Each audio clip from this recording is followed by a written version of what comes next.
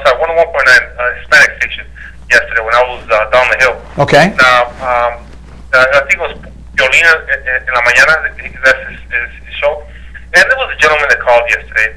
It kind of irritated me in the sense of stereotyping, but he was also Hispanic. He lived in Colorado. Okay. And he also said, he goes, if me or any of my friends see a Hispanic with the Arizona plates, I'm going to call immigration on them. And they have to look with long hair. Chilango means person from Mexico City with the skin color of a Oaxacan. To me, that kind of really irritated me because we have a Hispanic over here, that his parents probably immigrated over here too, Sure. And he's kind of forgetting where he's coming from, and he's afraid of them to take his job. Okay, now.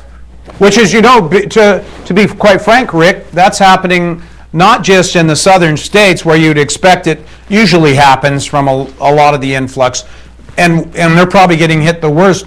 But I have a friend in Florida. In fact, we have a lot of viewers in Florida that actually they have some large illegal populations in Florida as well. I mean, it's nice in Florida, don't get me wrong, so it's good climate to be in, but that's a long trip to make from Mexico. I think the reason they make the longer trips is because they're less likely to have problems with immigration in those states, wouldn't you think? Well, I'll be honest with you. I have some friends that are working in Minnesota. Okay. And I think it was last year, December. On December, they went out there to work, and somebody there from that state kind of pointed them out, called immigration on them, and actually shipped them out. But the way they did it was they were saying they were armed robbers. I mean, the cops just went in there and just arrested them, and of course they didn't have no drugs, no weapons, no nothing. I mean, they were just washing the coast.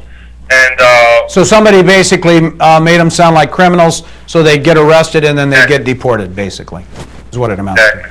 Yeah, they're having some problems in Minnesota with some illegals, not as much as most states, but and I can feel, but you got to understand my point too. Like I said, like the 187 in California, like I said, for that to actually pass, we had to have the majority of the Hispanic vote in California for that to pass, because it took 2/3 of the vote, and there's certainly more than 50% of the population in California, I believe, is Hispanic. For it, you compare it. I know you mentioned California now. Right. Now, what's going on right now with the new governor that's running? Okay, also ran with Steve Poizner. Steve Poizner was all against immigration. I mean, the whole 9 years, he didn't get voted in. Okay? And the reason why, because California, this is my opinion, okay? Okay. California is very liberal on that, and I don't see that happening in here in California.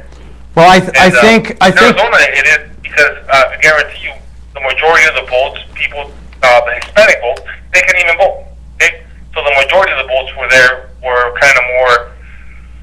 So what you're saying is the majority of the Hispanic people in Arizona are illegal, so they can't vote. Is that what you're saying? Well, I know it can't pass no more than 25%.